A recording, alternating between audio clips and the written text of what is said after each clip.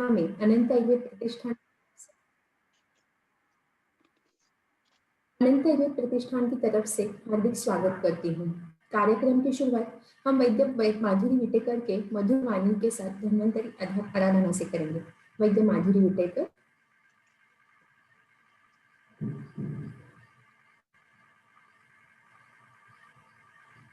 माधुरी।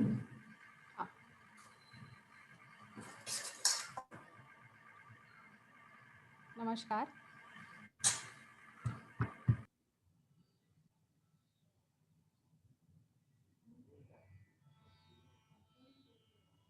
आज का धन्वंतरी स्तवन राग भूप में प्रस्तुत कर रही हूँ।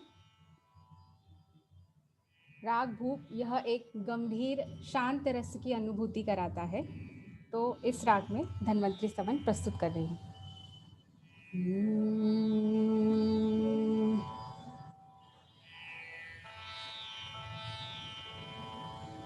सा रे ध सा ध सा रे ग रे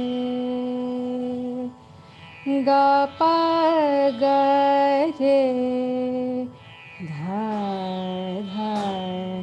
सा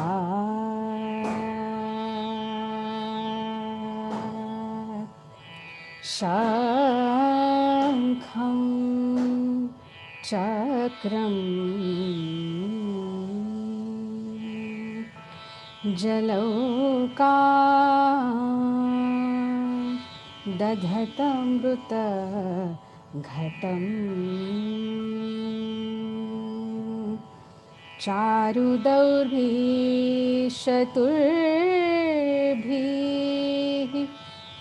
सूक्ष्म स्वच्छातिरुद्यान शुकपरिविलसन् मौलिमम्भोजनेत्रम्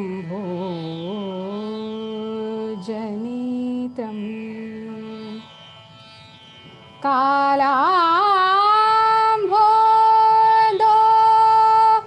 ज्वलाङ्गं कटितटविलसश्चारुपीताम्बराढ्यं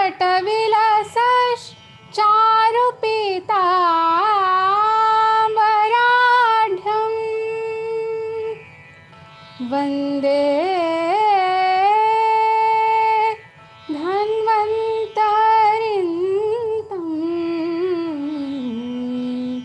प्रौढदावाग्निनीलम्।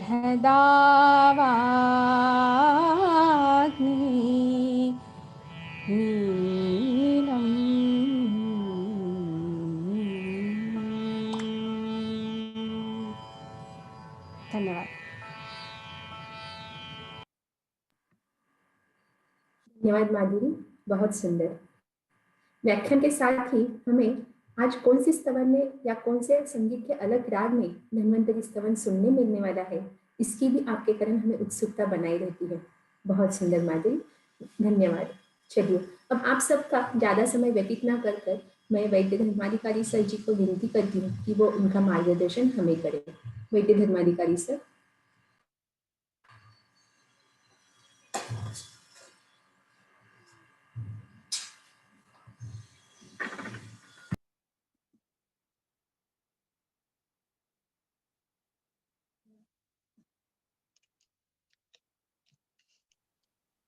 नमस्कार सर। नमस्कार।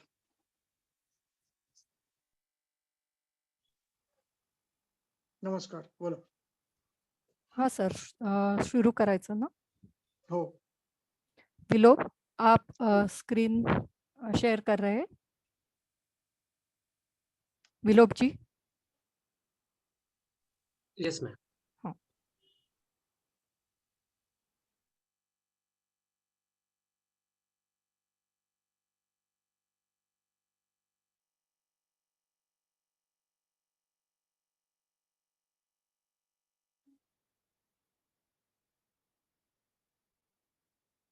करूँ शुरू? हो सर। हाँ। कल सभी को सुप्रभात। कल हमने एक विषय देखा था कि हमें चिकित्सा दोषों की करनी है, इसलिए रोग ज्ञान में दोष ज्ञान का महत्व अनिवार्य है। और चिकित्सा हम दोषों के बढ़े हुए गुणों के विपरीत चिकित्सा करते हैं, तब दोष शांत होते हैं। और जैसे दोष शांत होते हैं वैसे व्याधि भी शांत होता है। इसलिए हमारा चिकित्सा का मूल आधार दोष है। अब दूसरा प्रश्न आता है आपके सामने कि दोषों के गुणों का ज्ञान कैसे होगा। उसके लिए ग्रंथकर्ता हमें कुछ दिशाएं देते हैं। मेरे मन में भी प्रथम ये प्रश्न था कि दोषों के गुरुवादि गुण, रुक्षादि गुण, उष्ण तीक्ष्ण आदि गुण, इनकी परीक्षा हम कैसे करेंगे, ये प्रश्न मेरे मन में भी था। लेकिन जैसे जैसे ग्रंथों का अध्ययन आगे बढ़ते गया वैसे इस प्रश्न का उत्तर अपने आप मिलते गया। ग्रंथकर्ता जिन पद्धति से चिकित्सा करने के लिए कहते हैं, उन पद्धतियों का, उन सिद्धांतों का जब हम अध्ययन करेंगे तो दिशा अपने आप मिलती है। अब देखिए, चिकित्सा तो दोषों की करनी है, दोषों का ज्ञान कैसे होगा और दोषों के गुणों का ज्ञान कैसे होगा, ये प्रश्न अपने सामने है। अब ग्रंथकर्ता कहते हैं, देखिए, अष्टांग हृदय सूत्र स्थान अध्याय 8 मात्राशीति अध्याय श्लोक क्रमांक 22। अष्टांग हृदय सूत्र स्थान अध्याय 8 श्लोक क्रमांक 22। एवं अन्यान अपि व्याधीन स्वनिदान विपर्ययात् चिकित्सेद अनुबंधेतु सति हेतु विपर्ययम् त्यक्त्वा यथायथं वैद्यो युञ्जात् व्याधि विपर्ययम्। अब इस सूत्र का पहले मैं संदर्भ बताता हूं, अधिकरण कैसे आया। ये अध्याय है मात्राशीति अध्याय, और इस मात्राशीति अध्याय में पहला वाक्य है मात्रा शिष्यात, और फिर उसके बाद मात्रा युक्त आहार करने के परिणाम, और यदि मात्रा युक्त आहार नहीं करते हैं तो उत्पन्न होने वाले आमदोषों का वर्णन है। और आमदोष उत्पन्न होते हैं, आमविष उत्पन्न होता है, और ये आमविष दोषों से संलग्न होकर सामदोष बनते हैं और वो व्याधि करते हैं। उस व्याधि को आम प्रदोषज व्याधि माना जाता है। अब इस आम प्रदोष व्याधि में अजीर्ण ये हेतु है, और अजीर्ण का परिणाम खाए हुए अन्न से सामदोषों की उत्पत्ति, सामदोषों के गुण है गुरु अभिष्यंदी, और फिर आहार के गुणों के साथ। तो ये अपाचित आहार ये कारण है। इसलिए इस अपाचित आहार के परिणमन के लिए चिकित्सा बताते हैं कि एक तो यदि सामदोष स्वयं प्रवृत्त है, चलित है, तो उनको गर्म पानी पिलाकर निकाल दो, और यदि नहीं निकल सकते हैं तो उपवास दो। उपवास देने के बाद हो सकता है कि उसके लिए समय 12-1 बज जाएगा, और आपको लगेगा चलो अब खाना खाने को दो पेशेंट को। वहां पर ग्रंथकर्ता सूचित करते हैं कि काल भी हुआ होगा भोजन का, तो भी यदि आमाशय में गौरव है, भारीपन है और ये अनुभूति नहीं हो रही है कि भोजन की इच्छा हो, भोजन करे, तब तक यहाँ पर केवल अत्यंत लघुत्तम शुंठी सिद्ध जल अथवा गरम जल अथवा अन्य कोई पाचन द्रव्यों से सिद्ध जल थोड़ा थोड़ा देकर अग्नि दीप्त करो और अग्नि दीप्त होने के बाद फिर उसको आप लघु आहार दो और वो पचन होने के बाद फिर शेष दोष पाचन के लिए अन्य व्यवस्था करो। इस प्रकार शोधन, लंघन, उपवास, पाचन, अग्निदीपन, इस क्रम से आगे जाना है। इस क्रम को ग्रंथकार हेतु विपरीत कहते हैं। हेतु अजीर्ण है। अजीर्ण के गुण हैं गुरु, मंद, स्निग्ध, पिच्छिल इत्यादि, अम्ल इत्यादि। तो इनके विपरीत यानी लंघन, ये संतर्पणजन्य व्याधि है। अजीर्ण को संतर्पण माना जाता है, इसलिए चिकित्सा अपतर्पण करनी है। शोधन, उपवास, क्षुत निग्रह, दीपन, पाचन इत्यादि। इस प्रकार अजीर्ण के विपरीत यानी संतर्पण के विपरीत अपतर्पण चिकित्सा करनी है। संतर्पणोत्थ व्याधि है, चिकित्सा अपतर्पण यानी उसके विपरीत करनी है। ये समाप्त हो गया विषय। अब इस अधिकरण के समाप्ति के बाद ग्रंथकार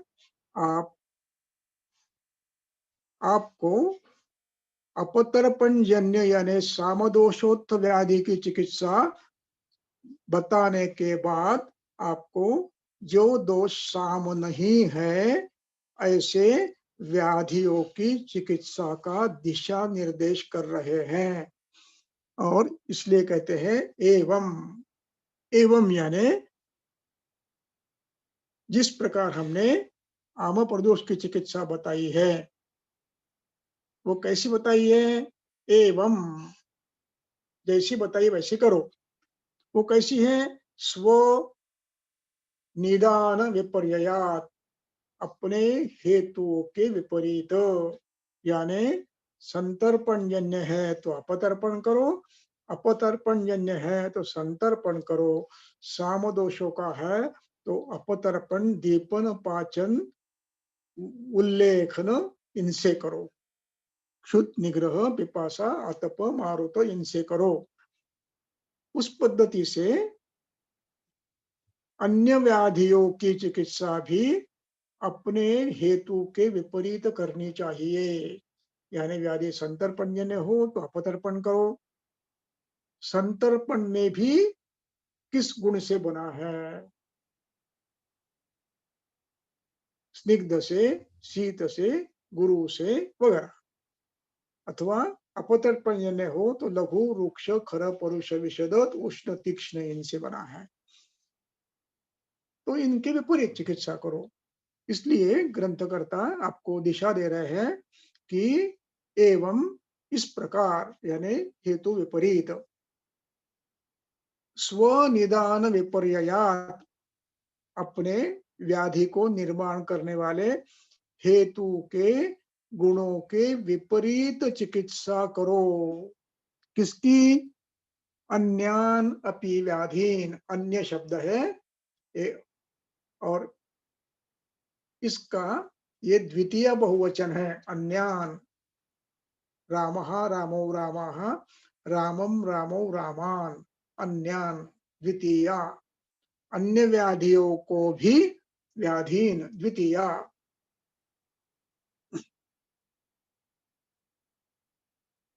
अन्य व्याधियों को भी अपने हेतु के गुणों के विपरीत चिकित्सा करो। हेतु के विपरीत करो। संतर्पण है तो अपतर्पण करो, अपतर्पण है तो संतर्पण करो। अब इसका संतर्पण अपतर्पण का विस्तार इस प्रकार करना है। संतर्पण करने वाले गुण हैं गुरु, मंद, हिम, स्निग्ध इत्यादि, और अपतर्पण करने वाले गुण हैं रूक्ष, परुष, विशद, खर, उष्ण, तीक्ष्ण इत्यादि। तो इनके गुणों के विपरीत आपको चिकित्सा करनी है। इसलिए ग्रंथकर्ता ने एक शब्द का प्रयोग किया है, हेत स्व निदान विपर्ययात, अपने व्याधि उत्पन्न करने वाले यानी दोषों को बढ़ाने वाले द्रव्यों के गुणों के विपरीत चिकित्सा करो। ये दिशा दी है आपको। यदि चिकित्सा दोष विपरीत करनी है तो कैसी करोगे? दोषों के प्रकोपित करने वाले विधि विरहित आहार विहार का अध्ययन करो और उनके गुणों के विपरीत चिकित्सा करो। ये ग्रंथकर्ता आपको निर्देश दे रहे हैं। यानी किसी भी रोग की चिकित्सा यदि आपको करनी है तो निदान विपरीत यानी हेतु के विपरीत करनी है। और प्रायः इस चिकित्सा से रोग शांत हो जाता है।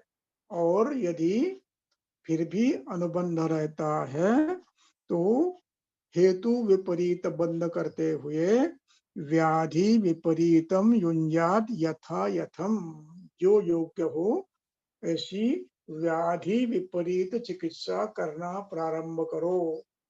यानी चिकित्सा एकदम व्याधि विपरीत पे नहीं जाना है।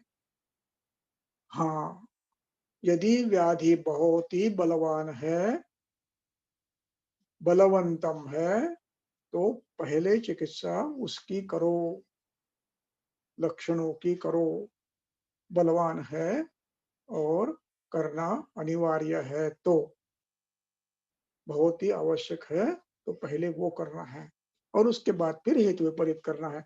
सामान्य तौर पर पहले हेतु विपरीत करनी है। ये सूत्र है। अब इसका विस्तार अष्टांग संग्रह के सूत्र स्थान के 23वें अध्याय में 3रे श्लोक में ग्रंथकार करते हैं।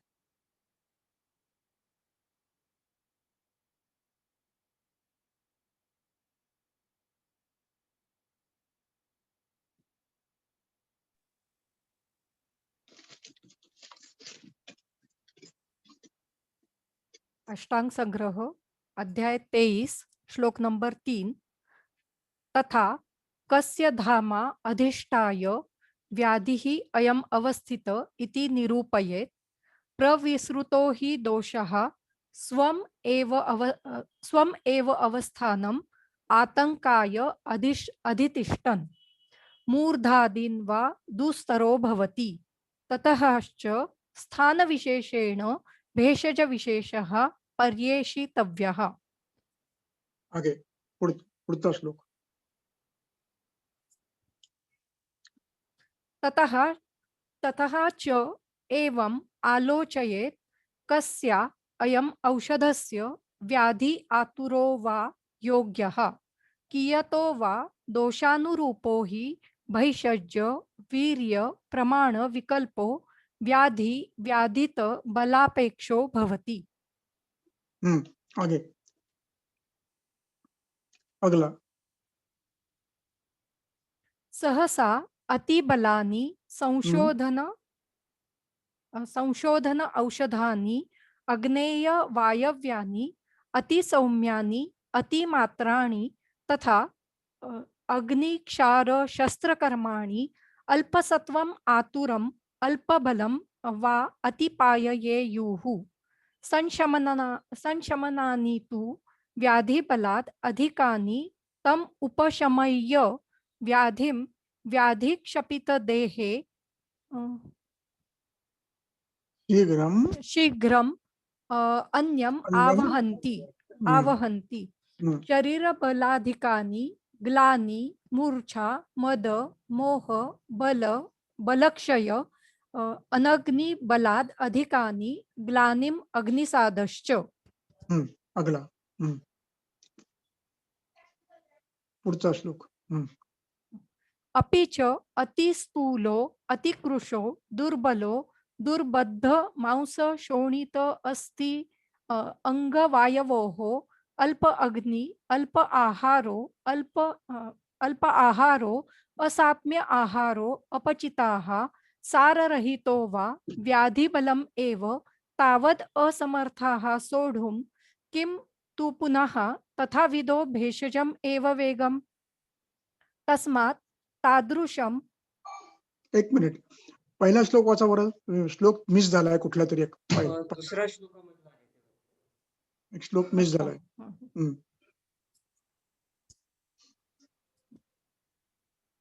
एवं विधम हा किम आहारेण, इथून घ्या, प्राग्रहण पासून घ्या, प्रायोग्रहण वर घ्या एक अजून इथून घ्या। भेषजम अवचारयन् प्राग एव तावद् इदम आतुरम परीक्षेत्। कस्मिन् न अयं देशे जातः संवृद्धो व्याधितो वा कस्मिन् च देशे मनुष्याणाम् इदम आहार जातम् इदम विहार जातम् एतावद् बलम् एवं विधम सत्वम् एवं विधम सात्म्यम् इयं भक्तिः इमे व्याधयो हितम इदम अहितम इदम इति। प्राग्रहणेन केन वा निदान विशेषण अस्य कुपितो दोषाः। दोषस्य हि एकस्य अपि बहवो प्रकोपे हेतवाः। तस्मात् यथा स्वलक्षणैः कर्मभिश्च बुद्ध्वा भिषक् दोषम् एव अवगमयेत्। तद्यथा किम आहारेण कुपितो वायुः किम विहारेण तथा रुक्षेण लघुना शिशिरेण वा साहसेन वेगरोधेन वा भयेन शोकेन वा इति। ततश्च तत्प्रतिपक्षम औषधम प्रयुज्यमानम आशु सिद्धये संपद्यते। तत्र मधुर अम्ल लवण रसाः कटु तिक्त कषायाश्च एतः प्रतिपक्षाः तद अनंतरश्च उपलभेत। मृदु मध्य। बस अब हम इसको फिर से एक बार पढ़ेंगे और समझने का प्रयास करेंगे। भेषजम, अब इसके हम यहाँ से ये जो बीच में है वो छोड़ देंगे, यहाँ से प्रारंभ करेंगे। प्रायो ग्रहणेन, प्रायः ग्रहणम, प्रायो ग्रहणम, प्रायः यानी नॉर्मली जो करते हैं उनका, किसका ग्रहण करता है रोगी? प्रायो ग्रहणेन केनो तृतीया, प्रायो ग्रहणेन तृतीया, निदान विशेषेण तृतीया। निदान विशेष एक शब्द बनाया है, निदान विशेषेण निदानेन।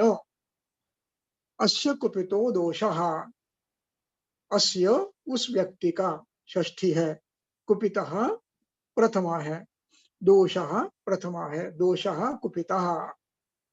किससे कुपित हुआ है? किस दोष विकित हेतु विशेष से प्रकुपित हुआ है?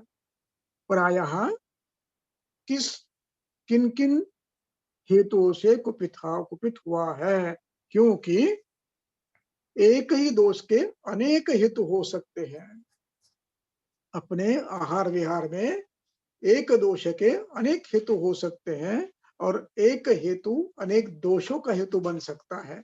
इसलिए बहवा हेतवः, इसलिए तस्मात् यथा स्वकर्मणैः बुद्ध्वा, कर्मभिश्च बुद्ध्वा, इसलिए दोषों के गुण कर्म देखकर आप दोषम एवं अवगमयेत्, यानी आपको क्या देखना है?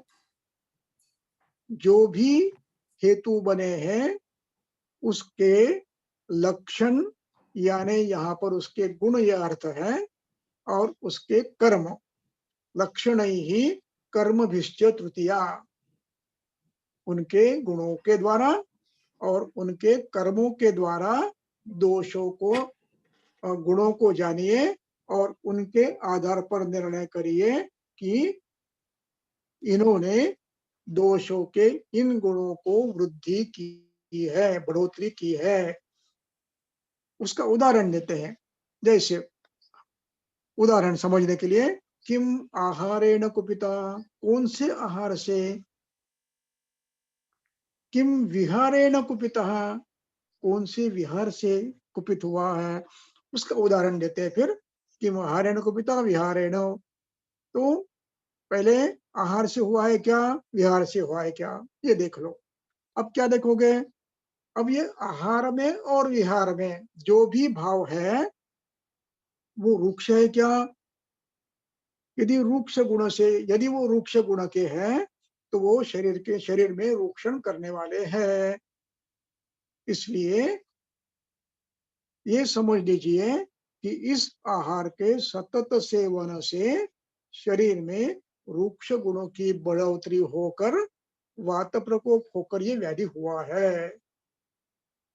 अथवा यदि हेतु लंघन है अन्य कोई और उससे उसका सातत्य से बड़ी मात्रा में प्रयोग किया है, तो ये समझ लीजिए कि शरीर के धातुओं के लघुवादी गुण बढ़े हैं। यदि शैत्य का अधिक सेवन हुआ है तो समझ लीजिए अधिक मात्रा में दीर्घ काल तक बलवान शीत का प्रयोग हुआ है, तो ये समझ लिए कि शरीर के दोष शीत गुण से बढ़े हैं। इस प्रकार अन्य विहारों में क्या साहस किया है तो साहस से भी दोष बढ़े हैं। वेगोरोध किया है, वेगोरोध से दोष बढ़े हैं। भय से बड़े ज्यादा भयाक्रांत है, बहुत दिनों तक है, उससे बड़े हैं। ज्यादा चिंताक्रांत है, बहुत दिनों से है, उससे बड़े हैं। ज्यादा शोक से है, चिंता शोकग्रस्त है, बहुत दिन से है, उससे बड़े हैं। इस प्रकार हेतु के गुणों के आधार पर और उनके शरीर पर होने वाले परिणाम के आधार पर संभव तंत्र युक्ति का प्रयोग करते आप दोषों के गुणों को, बढ़े हुए गुणों को जानिए। इस प्रकार जैसे ये वायु का बताया वैसे पित्त का, किम विहारेण, धूप में ज्यादा घूमने से हुआ है, अग्नि के पास काम करने से हुआ है, भट्टी के पास काम करने से हुआ है, ग्रीष्म ऋतु में काम किया है बाहर, हो सकता है तो इससे उष्ण तीक्ष्ण रूक्ष परुष गुण बढ़े हैं। तीक्ष्ण गुणों का सेवन किया है तो तीक्ष्ण गुण से वायु पित्त बढ़ा है। यदि सर गुण का प्रयोग ज्यादा किया है, सर गुणों के द्रव्य, तो उनसे शरीर में पित्त में सर गुण का प्रादुर्भाव हुआ है। यदि स्निग्ध गुण का अतिसेवन किया है तो पित्त स्निग्ध गुण से बढ़ा हुआ है। यदि द्रव गुण का अधिक सेवन किया है तो पित्त द्रव गुण से बढ़ा है। इस प्रकार श्लेष्मा भी यदि अति गुरु पदार्थ का अति मात्रा में विधि विरहित सेवन किया है तो ये बढ़ा है, गुरु गुण से श्लेष्मा बढ़ा है। और शीत गुण से यदि सेवन ज्यादा हुआ है तो श्लेष्मा शीत गुण से बढ़ा है। यदि लक्षण गुणों से ज्यादा आहार किया है तो श्लेष्मा लक्षण गुणों से बढ़ा है। यदि स्निग्ध गुणों से ज्यादा के उपचार किए हैं अधिक मात्रा में, बड़ी मात्रा में, विधि विरहित, तो श्लेष्मा स्निग्ध गुणों से बढ़ा है। इस प्रकार अभिष्यंद द्रव्यों का अति मात्रा में दीर्घ काल तक विधि विरहित सेवन किया है तो अभिष्यंद गुण से दोष बढ़े हैं। इस प्रकार सभी गुणों का अध्ययन करना है।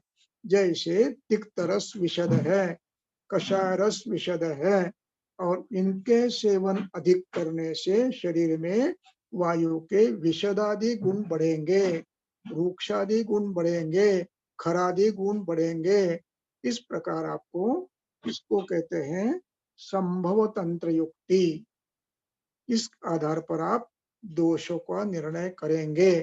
ये आवश्यक है कि ये सभी सेवन विधि विरहित हुआ है। यदि विधि युक्त है, मात्रा युक्त है, तो ये व्याधि नहीं करेंगे। इसलिए विधि युक्त हो। विधि में मात्रा भी आती है, काल भी आता है। इस प्रकार सभी दोषों का निर्णय आहार विहार के द्रव्यों के गुणों के आधार पर दोषों के गुण बढ़ते हैं। इसको संभव तंत्र युक्ति से समझना है। कभी कुछ गुण शरीर में अभिव्यक्त होते हैं, दिखते भी है। स्निग्धादि गुण ये त्वचा में दर्शन से और स्पर्शन से समझते हैं। विषदत्व स्पर्शन से समझते हैं। लघु गुण अपने आप वे एक शरीर लागू हो गया है, इससे समझता है। सूक्ष्म गुण शरीर धीरे धीरे कृश हो रहा है, सूक्ष्म गुण समझता है। शरीर बड़े धीरे धीरे उपचित हो रहा है, गुरु गुण समझता है। शरीर भारी लगने लगा है, गुरु गुण समझता है। इस प्रकार इन दोनों का समन्वय करते हुए आहार विहार का परिणाम और व्यक्त होने वाले लक्षण, इनका अनुकूल यदि है तो ये निश्चित समझना है कि ये परिणाम इन हेतुओं का होकर ये गुण बड़े हैं। इस पद्धति से हमें गुणों का ज्ञान करना पड़ता है। क्यों करना पड़ता है? तो उसके लिए कहते हैं, पंक्ति मैं पढ़ता हूं, उसको अधोरेखांकित कर लीजिए, सुवर्ण अक्षरों से मंडित कर लीजिए, सुवर्ण वर्ण से मंडित कर दीजिए। क्या सूत्र है वो? ततश्च, इसके बाद आपने निर्णय कर लिया है कि इस आहार से ये गुण बड़ा है, तो ततश्च, तत् उसके, तद सर्वनाम है उसका, ये तत्तेतानि प्रथमा है, ततः ये पंचमी है। उसके बाद, ततः यानी बाद में, तत्प्रतिपक्ष जो गुण बड़ा है उसके विपरीत, प्रतिपक्ष यानी विपरीत, प्रतिपक्षम औषध प्रतिपक्षम, ये द्वितीय है। औषधम का विशेषण है ये। औषधम द्वितीय एक वचन। औषध कैसा युक्त प्रयोग लाना, सिलेक्ट करना है, चयन कैसे करना है? तत्प्रतिपक्षम, हेतु का जो गुण है उसके विपरीत चयन करना है। तत्प्रतिपक्षम औषधम क्यों करना है? अब इसके बाद शब्द जो है वो बहुत महत्व का है, वो समझना है। प्रयुज्यमान, प्रयुज्यमानम, प्रयुज्यमानम, ये प्रयुज्यते शब्द है। प्रयुज्यते ये कर्मणि प्रयोग है। युंज धातु का उसको विकरण लगा है, उपसर्ग लगा है भी, और वियुज्यते विप प्र लगा है। प्रयोज्यते ये कर्मणि वैद्य के द्वारा प्रयोजित किया जाता है, इस अर्थ में प्रयोज्यते शब्द है। और उसको प्रयोज्यते ने जो ते निकाल कर प्रयोज्यमान शब्द लगाया है। मान ये प्रेजेंट कंटिन्यूअस टेंस है, तो ये कर्मणि वर्तमान कालवाचक धातु साधित विशेषण बनता है, यानी प्रेजेंट कंटिन्यूअस टेंस। तो जो हेतु है उसके विपरीत गुणों के द्रव्यों का, औषध का सेवन प्रयुज्यमान यानी करते रहोगे तो आपको क्या मिलता है? सिद्धे संपद्यते, सिद्धये संपद्यते। सिद्धये चतुर्थी है, सिद्ध शब्द है सिद्धि नदी, उस प्रकार उसका ये चतुर्थी है। सिद्धये, सरस्वतये नमः कहते हैं ना, सरस्वते नमः, वैसे चतुर्थी है। तो सिद्धये संप्रपद्यते, प्रपद्यते प्राप्त होता है, ये क्रियापद है। ये भी आत्मनेपदी तृतीय पुरुषी एकवचन है। तो उन गुणों के, हेतु के गुणों के विपरीत जब द्रव्य आप प्रयोग करते रहते हो तो सिद्ध ये संपद्यते, आपको सिद्धि पक्की मिलती है। ये ग्रंथकार आपको आश्वासन दे रहे हैं। वो भी कैसी मिलती है? आशु, आशु यानी शीघ्रता से मिलती है। इसलिए चिकित्सा का दिशा आपकी होनी है, उसके लिए आपको हेतु का ज्ञान अनिवार्य है। इसलिए निदान के साधनों में पहला निदान है, पहले हेतु है। इन हेतुओं के आधार पर आप निर्णय कर सकते हो कि ये व्याधि कौन से आहार विहार के विधि विरहितता के कारण बढ़ा है। एक निश्चित किया है ग्रंथकर्ताओं ने कि विधि विरहित आहार, विधि विरहित विहार लगातार सेवन करने से दोष कुपित होते हैं। ये सिद्धांत प्रस्थापित है, वो भी प्रत्यक्ष के आधार पर और उपशय के आधार पर। दृष्ट फलत्वात्, प्रत्यक्ष देखकर ये सिद्धांत प्रस्थापित किया है कि विधि विरहित आहार विहार का सतत सेवन करने से दोष बढ़ते हैं, और यदि हम उसके विपरीत चिकित्सा करते हैं तो रोग शांत होते हैं। ये हमारा प्रत्यक्ष है। दृष्ट फलत्वात् इदं च नः प्रत्यक्षम। ये ग्रंथकार आपको आश्वासन देते हैं। सुश्रुत 24 में आपने कल ये श्लोक देखा, और चरक सूत्र स्थान के 10वें अध्याय में आपने 6वें श्लोक में पहली पंक्ति आपने ये देखी कि इदं च नः प्रत्यक्षम। क्या प्रत्यक्ष है हमारा? ये भी प्रत्यक्ष है कि हेतु के गुणों के विपरीत हेतुओं के सेवन से व्याधि होता है, विधि विपरीत हेतु सेवन से, और उनके विपरीत चिकित्सा करने से रोग शीघ्रता से ठीक होता है। ये हमारा प्रत्यक्ष है। इतना विश्वास पूर्वक ग्रंथकार प्रत्यक्ष के आधार पर अपने को कह रहे हैं। इस बात पर श्रद्धा होनी चाहिए। अब हेतु विपरीत चिकित्सा में अनेक भाव आते हैं।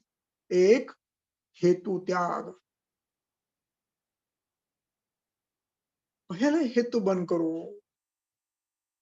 अपवाद केवल कृमि का है,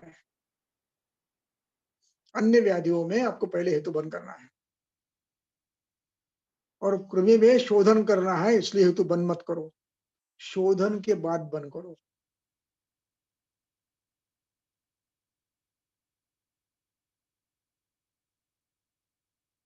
इसके बाद हेतु त्याग करो। क्यों हेतु त्याग करना है? चरक सूत्र स्थान अध्याय 16, चिकित्सा प्रभृति अध्याय, त्यागात् विषम हेतूनां विषमा नानुवर्तन्ते।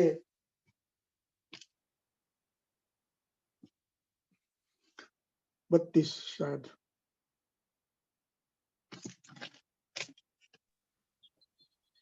चरक सूत्र स्थान अध्याय 16 श्लोक नंबर 32, 31, 32 याच्या पुढचा नेक्स्ट। त्यागात् विषम हेतूनां विषमा नानुवर्तन्ते। और एक 30 श्लोक नंबर 36, त्यागाद विषम हेतूनां समानां च उपसेवनात् विषमा न अनुबंधन्ति जायन्ते धातवः समाः। त्यागात पंचमी है, त्याग शब्द की पंचमी है त्यागात। त्याग करने से। किसका? विषम हेतु नाम। विषम हेतु ये सामासिक शब्द है। दोषान विषमम करोति इति विषम हेतु। दोषान विषमम करोति सह विषम हेतु। उनके त्याग करने से विषम विषमाः विषम विषमौ विषमाः दोषाः। प्रथमा बहुवचन। न अनुबध्नन्ति, न अलग निकालना है। अनुबध्नन्ति, अनु यानी कंटिन्यूटी, बंधन शरीर से साथ जुड़ना, यानी दोष बढ़ने की प्रक्रिया बंद होती है। न अनुबध्नन्ति, जैसे आप हेतु बंद कर दो, हेतु का बढ़ना, हेतु बंद हो गए तो दोषों का बढ़ने का प्रक्रिया जिसको अनुबंध कहते हैं वो बंद हो जाता है। और जैसे दोष अपने आप हेतु दोषों का बनना, नए दोष उत्पन्न होना, विकृत बंद होता है, वैसे दोषों का पोषण बंद होता है। और जैसे दोषों का पोषण बंद होता है वैसे व्याधि शांत होना अपने आप प्रारंभ हो जाता है। जायन्ते धातव समाह।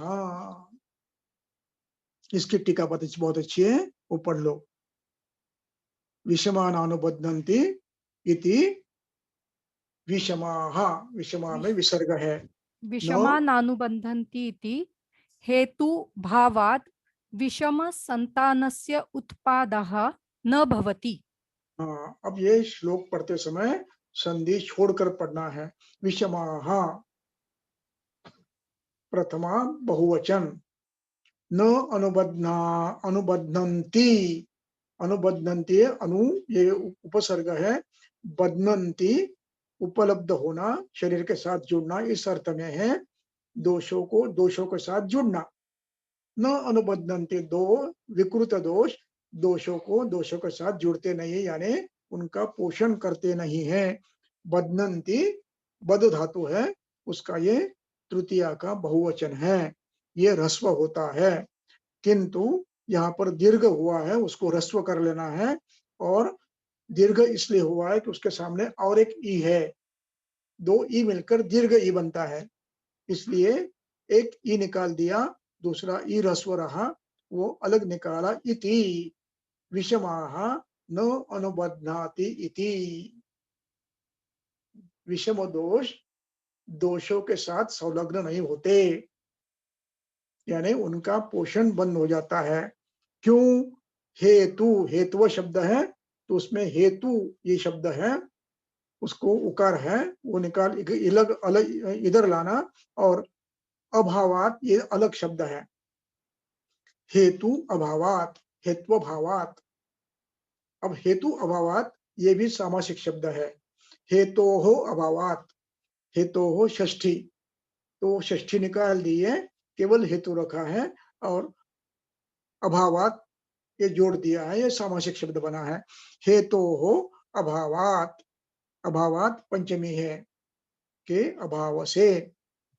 और अभावात का और विषम शब्द का, अभावात का अंतिम तो हलंत तो और विषम का भी मिलाकर यहाँ पर द्वि बन गया, तो उसको अलग निकालना है। हेतु अभावात विषम संतानस्य, यानी दोषों के विषम उत्पत्ति बंद होती है, उसकी परंपरा खंडित होती है। संतान यानी परंपरा, तो विषम संतान परंपरा, विषम दोषाणाम उत्पत्ति विषम संतानम, और उसकी षष्ठी बनी है। विषम संतानस्य विषमाणाम दोषाणाम संतानानाम उत्पादो न भवति, उत्पादः न भवति, उनकी उत्पत्ति नहीं होती। इसलिए विषम दोषों का बढ़ना कम हो जाता है। और समानाम से आप समान का सेवन करोगे, समानाम चोपसेवनात्, तो समान दोष उनका, समान गुण उनका पोषण प्रारंभ करेंगे, इसलिए उनका पोषण बंद होगा, इसलिए इनका त्याग करना है। और जो दोषों का साम्यक समान समानाम चोपसेवनादिति ये समानम कुर्वन्ति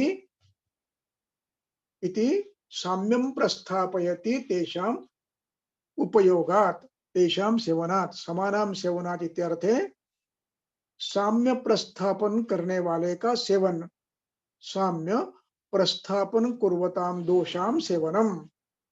तो साम्य प्रस्थापित करने वाले दोषों का हेतु का सेवन करने से ये विषम का अनुबंध बंद हो जाता है और व्याधि स्वयं शांत होने लगता है।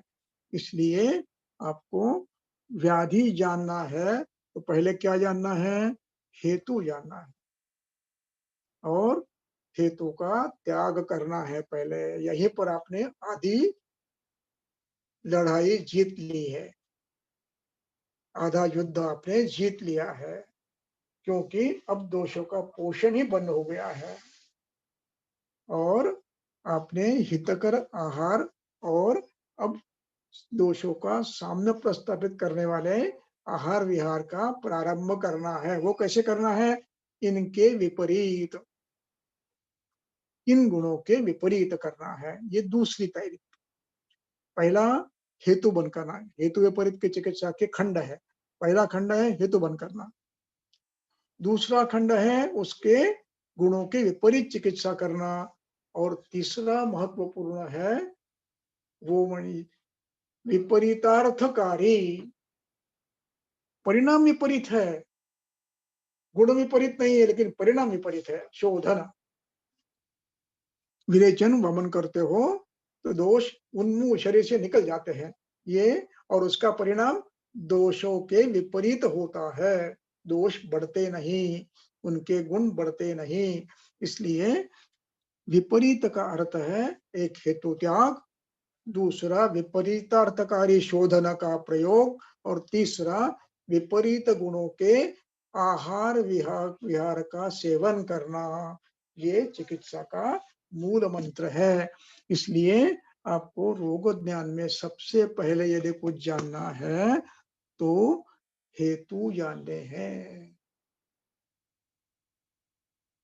इसलिए पहला नंबर हेतु का है। अब ये हेतु जानने कैसे कैसे जानोगे? तो अब हमने याद होगा कि अष्टांग संग्रह के सूत्र स्थान के 23वें अध्याय में पहले सूत्र में हमने देखा कि ये मनुष्य का आहार क्या है। किम आहार जातम, किम विहार जातम, किम आचार जातम। मनुष्याणाम इदम आहार जातम, इदम विहार जातम, ये देखा इदम आचार जातम। इस मनुष्य का ये आहार है, ये विहार है, ये आचार है। ये आपको परीक्षा करनी है। अब यदि आप इसको समझना चाहते हैं तो आपके पास यदि आपकी क्या कहते हैं साहित्य है, पेन है, कागज है, वही है, तो उसमें आप इसकी पद्धति लिख लो कैसे करना है। तो पेपर पे पहले 2 लाइन लगाकर लंबी 2 लाइनें लगा लो और उसको पहला एक कॉलम करो जिसमें दिनचर्या, और उसमें एक एक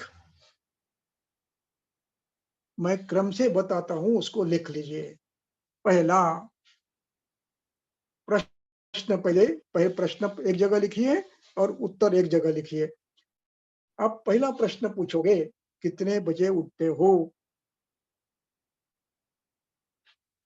तो इसका उत्तर आपको पहला मिलेगा, वो यहाँ पर लिख लीजिए पहले पंक्ति में, पहले कॉलम में। वो कहता है कि मैं 4:30 बजे उठता हूँ। ठीक है। दूसरा पेशेंट है, वो कहता है मैं 8 बजे उठता हूँ, लिख लीजिए। तीसरा कहता हूँ मैं 3 बजे, दोपहर में 3 बजे उठता हूँ, लिख लीजिए। अब फिर पूछो, आप उठने के बाद क्या करते हो, ऐसा पूछोगे तो वो कुछ कुछ चीजें बताएगा, कुछ नहीं बताएगा। लेकिन आपको उसके परीक्षण के पूरी दिनचर्या का, आहार विहार का करना है। इसलिए आप पूछो, आपको जो जो हितकर आहार विहार के लिए अपेक्षित है, उस आधार पर प्रश्न बनाओ। जैसे ग्रंथकर्ता कहते हैं, प्रातः काल उठने के बाद पहले कहते हैं कृत शौच विधिस्त था। तो क्या आप उठने के बाद तुरंत शौच विधि को जाते हो? वेग आता है, नहीं आता है, हाँ या ना? या रोक के रखते हैं? लिख लीजिए। वेगावरोध करते हैं, वेगावरोध नहीं करते हैं, वेग आता ही नहीं है, लिख लो। उसके बाद पूछो कि आप अब काल परिस्थिति से प्रश्नों का निर्माण नया नया हो रहा है। शायद ये प्रश्न पहले जमाने में पूछने की आवश्यकता नहीं थी, लेकिन आज पूछना है, क्योंकि सोशल मीडिया पे इतने विद्वान लोग आए हैं कि वो रोज कुछ नया नया बताते हैं और लोग उसको फॉलो करते हैं। जैसे कुछ लोग कहते हैं कि उठने के बाद तुरंत 1 लोटा पानी पियो। कुछ लोग कहते हैं नमक डाल के पानी पियो। कुछ लोग कहते हैं नींबू डालकर पानी पियो। कुछ लोग कहते हैं गर्म पानी में शहद डाल के पानी पियो। कुछ लोग कहते हैं लौकी का रस पियो। लिख लो। कुछ लोग कहते हैं ठंडा दूध पियो। है, वैसे भी लोग है बताने वाले। बिना उबाले दूध पियो, लिख लो। कुछ लोग सुबह उठने के बाद जैसे पानी पीते हैं, वैसे केवल दूध की चाय पीते हैं, वो भी 50 ml के ऊपर। केवल दूध की चाय, दूध की कॉफी, लिख लो। कुछ लोग उसके साथ नाश्ता करते हैं, वड़ा, ब्रेड, टोस्ट, भजे, फाफड़ा, जो भी है, लिख लो।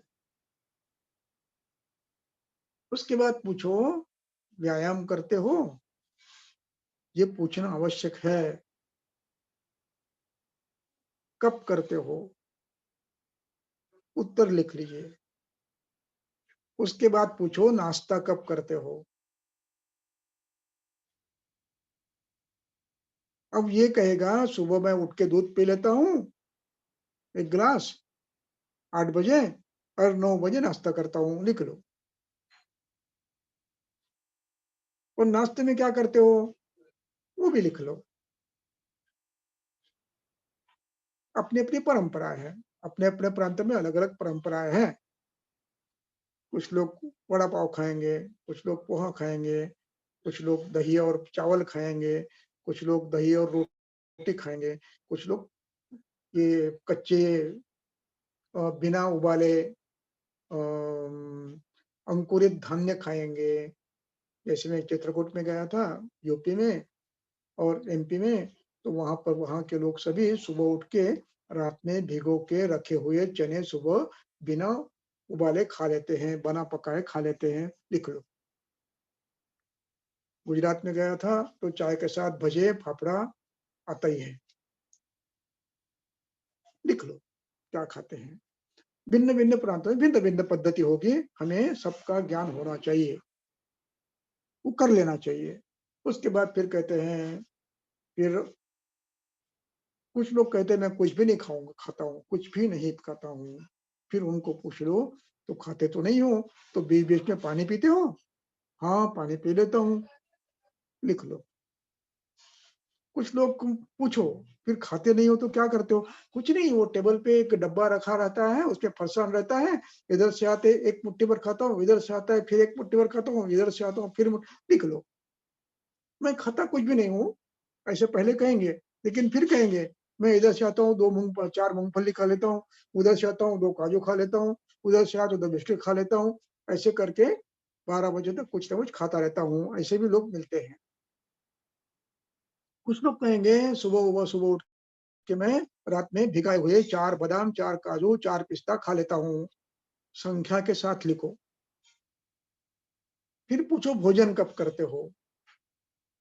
कुछ लोग कहेंगे ऑफिस में जाता हूँ तो फिर वहाँ वड़ा पाव मिलता है, वो खा लेता हूँ। कुछ कहेंगे ऑफिस में जाने के बाद कॉफी मिलती है, वो ले लेता हूँ। कुछ कहेंगे मेरे लिए खास ऑफिस में प्योर मिल्क की कॉफी आती है, लिख लो। कुछ लोग कहेंगे मैं ताकत बढ़ाने के लिए साथ में ले जाता हूँ और वहां जाकर कुछ नारियल का पानी या कुछ बिस्किट या कुछ खाता हूँ, या लड्डू लेके जाता हूँ, खाता हूँ। और फिर पूछो आप दिन में भोजन कब करते हो? कहेंगे भोजन जो भी टाइम है, 1 बजे करता हूँ, 2 बजे करता हूँ, वो लिख लो। अब ये पूछो कि 2 भोजन ये सुबह से ऑफिस जाने के पहले अथवा सुबह से उठकर भोजन तक आप बीच-बीच में 1 लीटर, 2 लीटर पानी कितना पीते हो? लोग कहेंगे मैं 1.5 लीटर से ऊपर पानी पीता हूँ, कुछ कहेंगे मैं बिल्कुल नहीं पीता हूँ, कुछ कहेंगे मैं फ्रिज का पीता हूँ, कुछ कहेंगे मैं कोल्ड ड्रिंक पीता हूँ आधे-आधे घंटे को, कुछ कहेंगे मैं शरबत पीता हूँ, सब लिख लो। इस प्रकार के पूरे दिन भर की आप चर्या लिख लीजिए। जो भी करता है विहार के साथ, घूमने जाता हूँ, बैठा रहता हूँ, गाना गाता हूँ, भजन करता हूँ, सोता हूँ, कुछ नहीं करता हूँ, सब लिख लो। और इतना सब लिखने के बाद भोजन में क्या-क्या लेते हो? अब भोजन में भी आप क्या-क्या लेते हो वो बताएगा आपको। मैं दाल, चावल, रोटी लेता हूँ, लेकिन आपको ये ध्यान होना चाहिए कि काल परिवर्तन से सब्जियाँ भी बदली है। काल परिवर्तन से रेसिपीज़ भी बदली है। काल परिवर्तन से खाने की पद्धति भी बदली है। आजकल लोग कहते हैं कि अंकुरित धान्य लगभग 50 ग्राम रोज खाओ, 1 कटोरा दही रोज खाओ, उससे वजन कम होता है, लिख लो। कुछ लोग कहते हैं हाई फाइबर, लो कैलोरी ककड़ी खाओ। कुछ कहते हैं, क्या कहते हैं उसको, सलाद खाओ। पूछो कितना खाते हो, क्या खाते हो, लिख लो, सब लिख लो। फिर पूछो भोजन में पानी कितना पीते हो, पहले कितना पीते हो, बीच में कितना पीते हो, आखिरी में कितना पीते हो। और इन सब के साथ भोजन में षड रसों की मात्रा में तिक्त कटु कितना होता है और लवण कितना होता है और स्नेह कितना होता है, ये सब पूछ लो। दूध कितना होता है, दूध कौन सा होता है, भैंस का, गाय का, फ्रिज का, उबाला हुआ, बिना उबाला हुआ। दही में क्या डालते हो, नमक डालते हो, शक्कर डालते हो या वैसे ही खाते हो, फ्रिज का खाते हो, वैसे ही खाते हो, ये सब लिख लो। भोजन के बाद पानी कितना पीते हो? लोग कहेंगे मैं भोजन के बाद 2 लोटा पानी पीता हूँ, कुछ कहेंगे मैं बिल्कुल नहीं पीता हूँ, कुछ कहेंगे मैं भोजन के 2 घंटे के बाद पीता हूँ 2 लोटा पानी, लिख लो। और फिर दोपहर में सोते हो, वही पूछ लो कितना घंटा सोते हो। फिर पूछ लो बीच-बीच में कुछ खाते हो, 2-2 घंटे को, 3-3 घंटे को कुछ खाते हो? कुछ लोग तिल खाते हो, कुछ लोग खरे दाने खाते हैं, कुछ लोग मूँगफली खाते हैं, कुछ लोग वड़ा पाव खाते हैं, कुछ लोग सब वड़ा वो पानी पूरी खाते हैं, कुछ लोग कोल्ड ड्रिंक पीते हैं, सब लिख लो। ये सब लिख लो और फिर पूछो घर में आने के बाद कुछ करते हो, नाश्ता पानी करते हो? हाँ कहता है तो हाँ लिखो, ना कहता है तो ना लिखो, और करता है तो क्या करता है। पेशेंट बहुत मिलते हैं। एक पेशेंट आया, मैं ऑफिस में आने के बाद टीवी के सामने बैठता हूँ और वो कटोरी भर मूँगफली लेता हूँ, नमक डाल के और फिर गुड़ के साथ खाते रहता हूँ, लिख लो। कुछ लोग खाने के बाद फल खाते हैं, खाना खाने के बाद घंटे के बाद, लिख लो। 2 फल खाते हैं, 1 खाता है, आधा खाता है, कोई सफरचंद खाता है, कोई 2 केले खाता है, कोई और कुछ खाता है, लिख लो। कुछ लोग बीच-बीच में काजू बादाम खाते हैं, लिख लो। कुछ लोग भोजन के बाद व्यायाम करते हैं, लिख लो। कुछ लोग धूप में काम करते हैं, लिख लो। कुछ लोग एसी में काम करते हैं, लिख लो। कुछ लोग कुछ नहीं काम करते हैं, बैठे रहते हैं, लिख लो। कुछ लोग दुकानें बैठते हैं, काम करते हैं, बैठे बैठे खाना खाते हैं, शक्कर, बादाम, काजू, बिस्किट, चॉकलेट खाते रहते हैं, लिख लो। जो भी आदतें हैं वो लिख लो। फिर शाम में खाना कितने बजे खाते हो, क्या खाते हो, क्या खाते हो, कितना खाते हो, पानी कितना पीते हो, फल कितना खाते हो, दूध कितना लेते हो, दही लेते हो क्या, छाछ लेते हो क्या, भोजन के बाद सोते के पूर्व पानी पीते हो क्या, बीच में रात में उठकर पानी पीते हो क्या, भोजन के बाद रात में सोते समय दूध पीते हो क्या, कितना पीते हो, रात में उठकर पीते हो क्या, ये सब पूछो। ये सुबह उठने तक जितनी भी प्रक्रिया है वो लिख लो। जागरण करते हो क्या, कितने बजे सोते हो, कितने बजे उठते हो, ये सब का सब आपको विस्तार से लिख लेना है। ये सूची बन गई है आपकी। अब इसके बाद हर हर पहलू, हर बिंदु के सामने एक कॉलम बनाओ। पहला कॉलम, जो भी द्रव्य है, जो भी भाव है,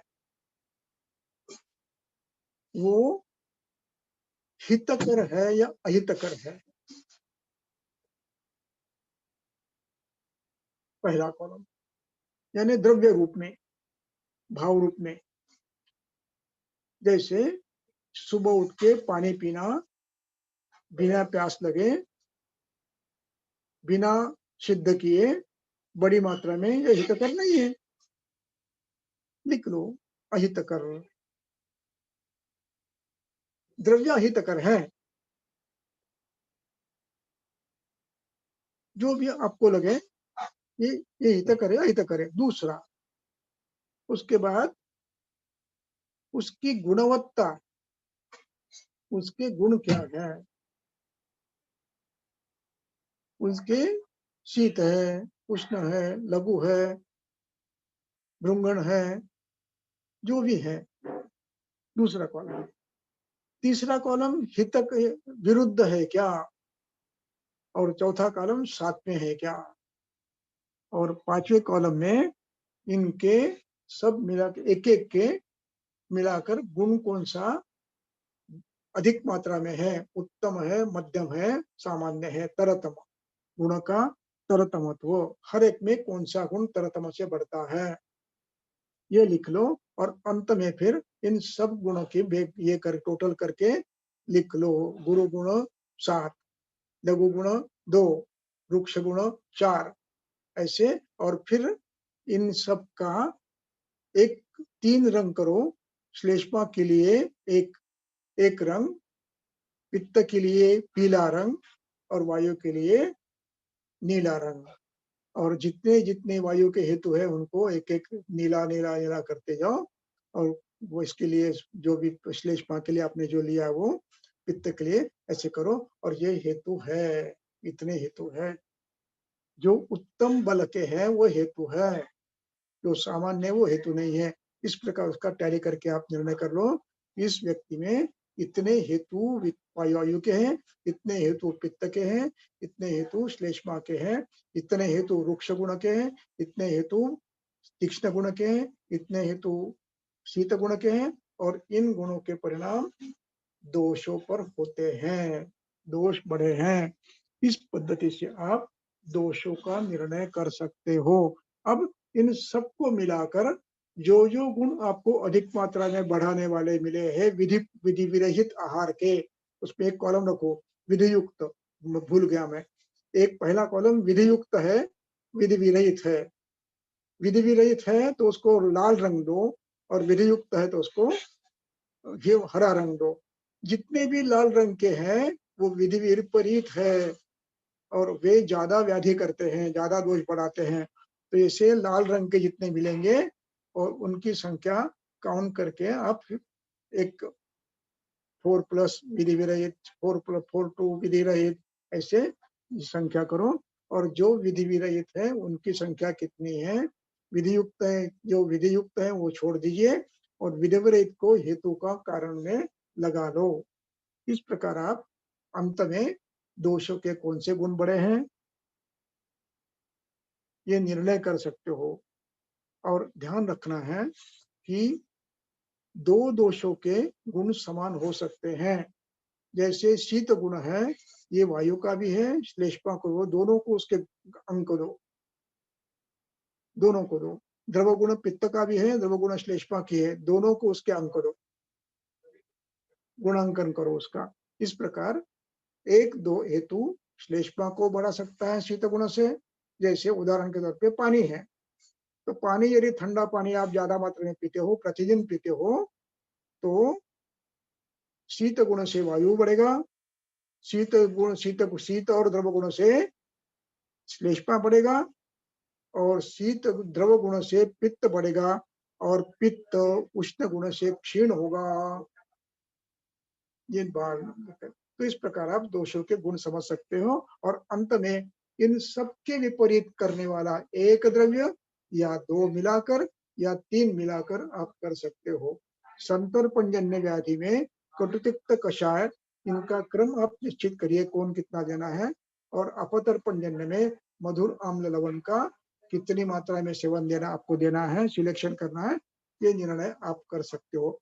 इस प्रकार आप दोषों का गुण परीक्षण करते हुए द्रव्य का चयन करके फिर आप निश्चित कर सकते हो कि मुझे मधुर रस वाला द्रव्य इतना चाहिए, अम्ल रस वाला इतना चाहिए, लवण वाला थोड़ा चाहिए या नहीं चाहिए, कटु कितना चाहिए, कषाय कितना चाहिए। कषाय में भी ध्यान रखना, स्तंभक कषाय नहीं लेना, आमोद की, हरित की और त्रिफला, इनके सिवाय दूसरा कषाय रस नहीं लेना। प्रायः शुरू में, अंत में आप ले सकते हो अवस्था बदलने के बाद। समावस्था में वो नहीं लेना है, दोष स्तंभन करता है। इसलिए इनमें से अब इसके बाद फिर ये द्रव्य आप स्वतंत्र रूप से भी ले सकते हो, अथवा जिन कल्पों में इनका आधिक्य है उस कल्प का आप चयन कर सकते हो। जैसे आपको कटु प्रधान चाहिए, तालिस आदि का संचयन कर सकते हो। आपको तिक्त प्रधान चाहिए, आप आरोग्य योजना का चयन कर सकते हो, सुदर्शन चूर्ण का कर सकते हो। आपको कषाय चाहिए तो आप त्रिफला नागरमता गुरुचि आमल की, इनका प्रयोग कर सकते हो। इस प्रकार आपको कटु चाहिए तो आप शुंठी, चित्रक, भल्लातक, इनकी ग्रेडेशन करके कौन आवश्यक है उनका चयन कर सकते हो। और जिस कल्प में ये द्रव्य इतनी मात्रा में है उनका प्रयोग आप हेतु बन करते हुए करोगे तो निश्चित फल मिलता है। इस प्रकार हमें हेतु का लाभ करा लेना है। हेतु मिलने के बाद इतना लाभ होता है। अब इसके बाद समय कितना है, बंद करूं या आगे जाऊं? 1 घंटा हो गया है। चालेल सर, हाँ आहे 11:30 पर्यंत केलं तरी चालेल।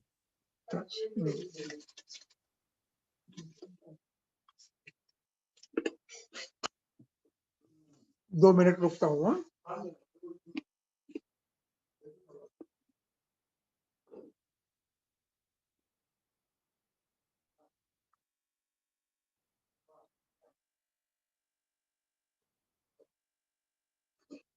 अब इसमें जो भी आपने लिख के लिया है इसमें आपको प्राधान्य तौर पे अब ये भी देखना है, हाँ नाही सर, काही कोणी नाही बोललं।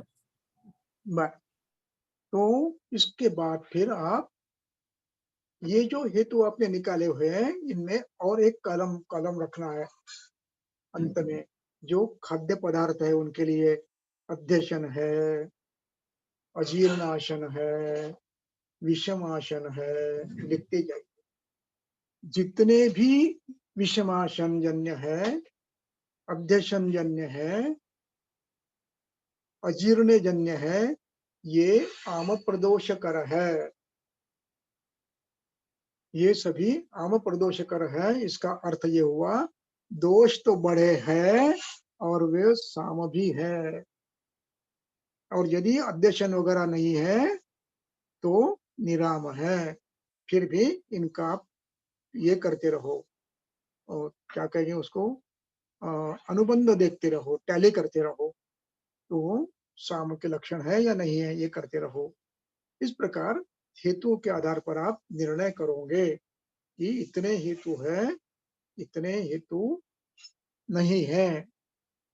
सेवन तो है लेकिन ये हेतु नहीं है, क्योंकि ये हितकर है, विधि विरहित नहीं है, साथ में है, विरुद्ध नहीं है, और मात्रा में है, अति मात्रा में नहीं है।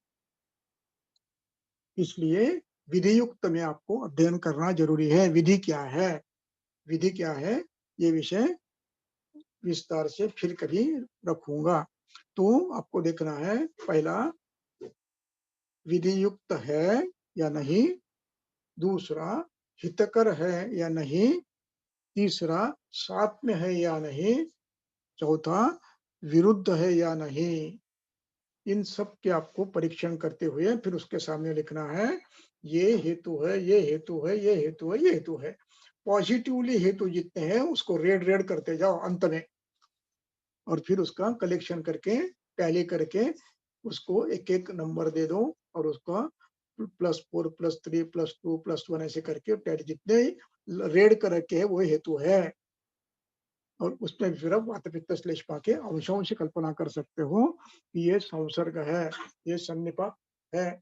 सन्निपात और संसर्ग ये गुणात्मक होता है।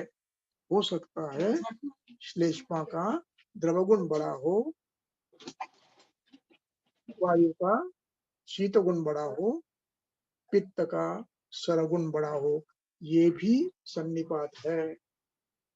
सन्निपात का अर्थ है, संसर्ग सन्निपात का अर्थ है चरक विमान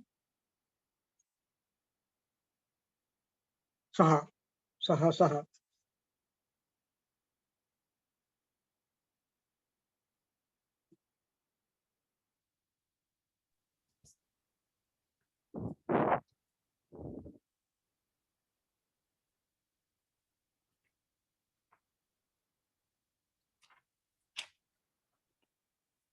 संसर्ग सन्निपात काय?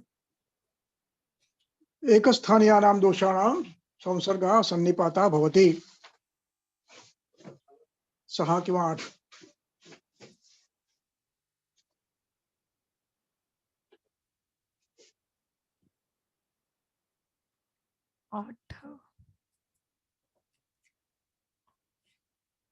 एकस्थानीयानां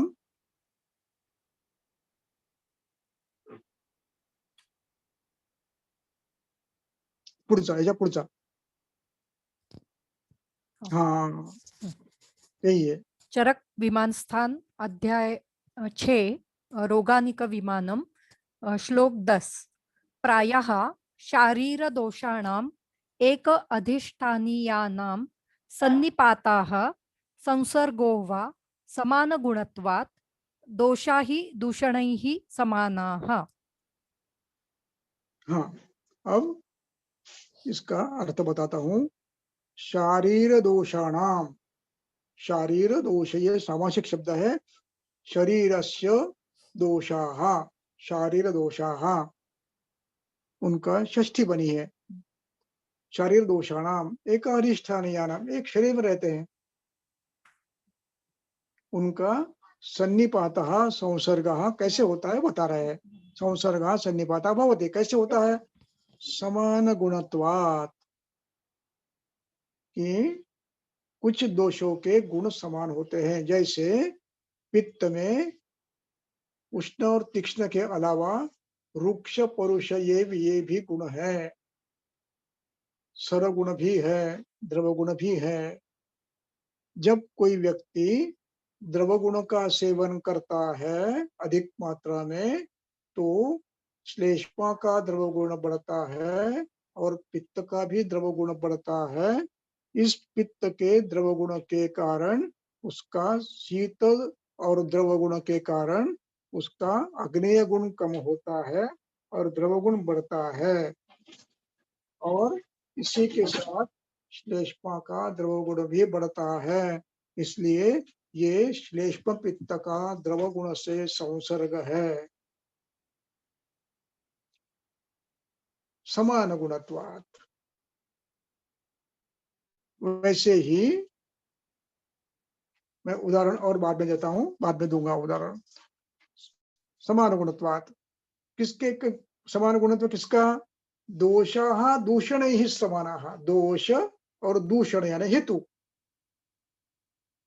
दोष और हेतु इनके गुण समान होते हैं कई बार। और इसमें दोषाः बहुवचन है, यानी तीनों दोष एक हेतु में कुछ गुण समान पाते हैं। उदाहरण के तौर पर अत्यंबुपान किया, शीत अत्यंबुपान, द्रव्य एक है। अब इस एक द्रव्य में शीत गुण बलवान है, ये वायु को भी बढ़ाता है और श्लेष्मा को भी बढ़ाता है। अब ये द्रव गुण, ये पित्त का द्रव गुण भी बढ़ाता है, श्लेष्मा का द्रव गुण भी बढ़ाता है। और ये शीत द्रव गुण बढ़ने से अग्नि का उष्ण तीक्ष्ण गुण कम होता है पित्त का। ये हुआ सन्निपात। वायु का शीत गुण बढ़ा, पित्त का द्रव गुण बढ़ा, उष्ण गुण क्षीण हुआ, और श्लेष्मा का द्रव गुण शीत गुण स्निग्ध गुण बढ़ा। इस प्रकार ये सन्निपात हुआ। एक द्रव्य से तीनों दोष बढ़ गए हैं। कैसे बढ़े हैं? सर्वसंपूर्ण नहीं बढ़े हैं, अंशात्मक हुआ है। एक शीत गुण से बढ़ा है, एक शीत द्रव से बढ़ा है, एक शीत द्रव स्निग्ध से बढ़ा है। इसको कहते हैं दोषा ही दूषण ही समानत्वात् संसर्गो सन्निपातो वा भवति। इस प्रकार संसर्ग सन्निपात ये उसके लिए अलग अलग हेतु तो हो सकते हैं, लेकिन कोई एक द्रव्य भी कर सकता है। इसलिए हेतु ज्ञान आवश्यक है। अब इसके लिए ग्रंथकर्ता आपको उदाहरण देते हैं। देखिए, यथा ही पढ़ा वाचो मैडम वाचा। या पीछे पीछे बस। यथा ही अम्लम प्रायो हि वातानां यथा हि अम्लं लवणं कटु च पित्तकरं तत्र अम्लं सकफं पित्तं करोति, लवणं च सपित्तं कफं करोति, कटु तु सवातं पित्तं करोति। बस बस इतना काफी है। एक लवण, एक एक द्रव्य को लेंगे, लवण का अति प्रयोग हुआ। आजकल बच्चे जो भी बाजार से लेकर खाते हैं, बिस्किट, चॉकलेट, कुरमुरे, कुरकुरे जो भी आते हैं, हर एक में लवण ज्यादा होता है। अब लवण का अतिसेवन करने से क्या होगा? लवणम लवणं च सपित्तं कफं करोति। कुठे हो आहे का? हाँ, लवणम लवणं सपित्तं कफं करोति। हाँ हाँ, चला रंगीत करा बरं, मला कळायला। हाँ, लवणम सपित्तम कफम करोति। लवण में द्रव गुण होता है और उष्ण गुण होता है। लवण आप्य अग्नेय है, तो लवण के अतिसेवन से पित्त का द्रव गुण उष्ण गुण बढ़ता है और कफ का द्रव गुण बढ़ता है, और पित्त का भी किंचित द्रव गुण बढ़ता है, वो भी उष्ण के साथ बढ़ता है। और श्लेष्मा का घनत्व कम होकर शीतत्व कम होकर द्रवगुण बढ़ता है। इसलिए लवण ये संसर्ग करता है। श्लेष्म पित्तकरम लवणम। अम्ल, अम्ल पार्थिव और अग्नेय होता है, वो कफ का मूर्ति गुण कफ गुण बढ़ाता है, गुरु गुण बढ़ाता है, और पित्त का उष्ण गुण बढ़ाता है। और कटु, कटुम तु सवातं पित्तं करोति। वो कटु में अग्नेय वायव्य है, वो वायु और पित्त को रुक्ष, वायु को रुक्ष गुण से और पित्त को रुक्षोष्ण गुण से बढ़ाता है। इस प्रकार संसर्ग बनते जाता है। वैसे हर द्रव्य का, जैसे आप दही लो, दही स्निग्ध है, गुरु है, पिच्छिल है, उष्ण है, अभिष्यंदी है।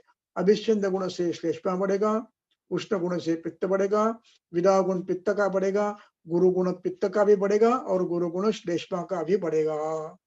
इस प्रकार, और वायु का शीत गुण कम होगा।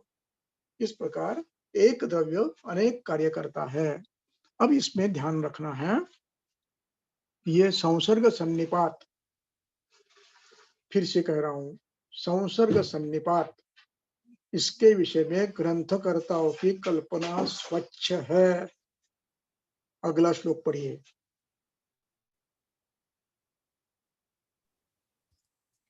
तत्र अनुबंध्य अनुबंधकृतो विशेषः स्वतंत्रो व्यक्तलिंगो यथोक्त समुत्थान प्रशमो भवन्ति अनुबंध्याः। बस तत् बस बस बस। हाँ, भवती अनुबंध्य। हाँ, अब देखिए ये वर्णन चल रहा है, तत्र अनुबंध्य अनुबंध कृतो विशेषः। अब यहाँ पर तत्र यानी सप्तमी है। आहार विहार में क्या होता है? अनुबंध्य, अनुबंध, अनुबंध्य और अनुबंध, ऐसा भेद होता है। विशेष यानी भेद, विशेषस्तु पृथकत्व। एक होता है अनुबंध्य और दूसरा होता है अनुबंध।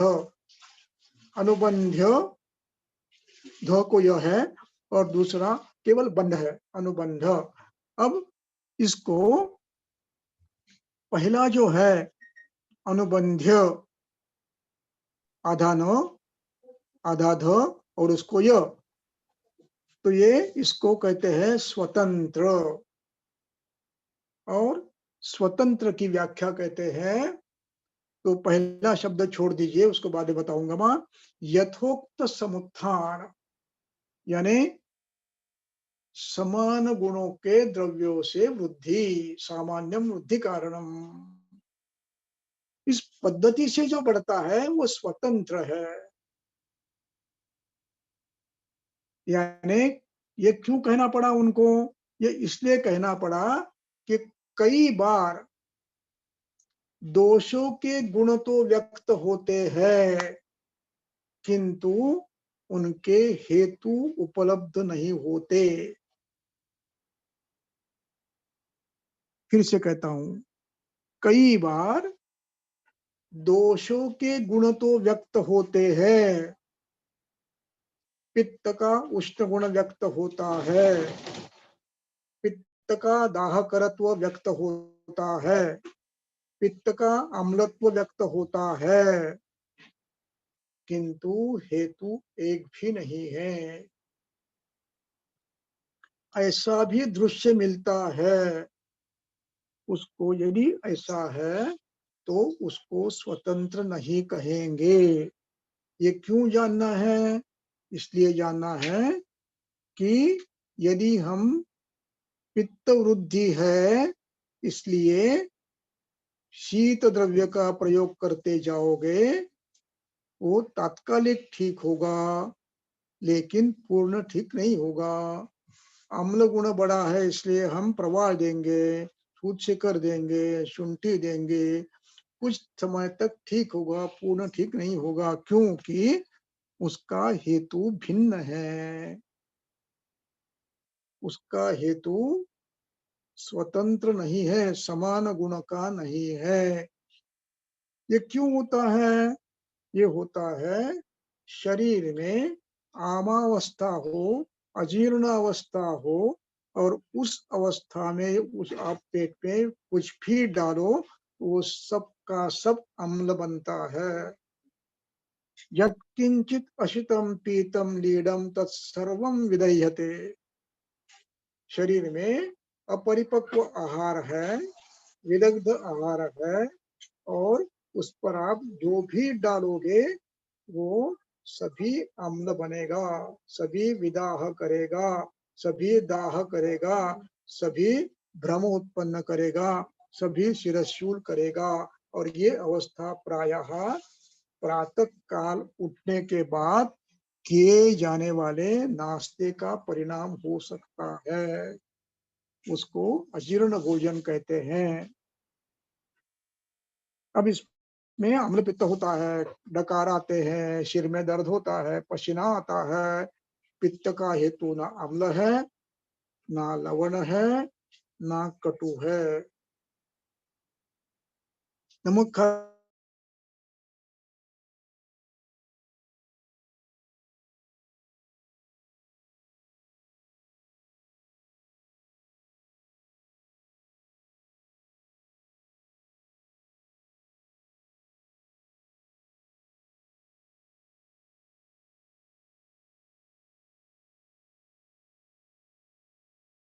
आवश्यक हो तो पाचन करो, और ये पद्धति बंद कर दो सुबह नाश्ता करने की। जब तक अग्नि अच्छा नहीं होता, अजीर्ण होने की प्रवृत्ति बंद नहीं होती है। इसलिए इसको कहते हैं, इनको ग्रंथकर्ताओं को ये लिखना पड़ा कि स्वतंत्रो व्यक्तलिंगः। व्यक्तलिंग का अर्थ है अपने हेतु व्यक्त है, और व्यक्त हेतु है, और दूसरा अर्थ है उसका वो कि लक्षण सार्वत्रिक है, एक देशीय नहीं है। तो अपने हेतु से बढ़ते हैं, विपरीत से शांत होते हैं, तंत्र कहते हैं। और जिनको अपने हेतु नहीं होते फिर भी विपरीत होते हैं, उसको कहते हैं ये है। पर मैं रुकता हूँ, अगली बार। धन्यवाद। चलो।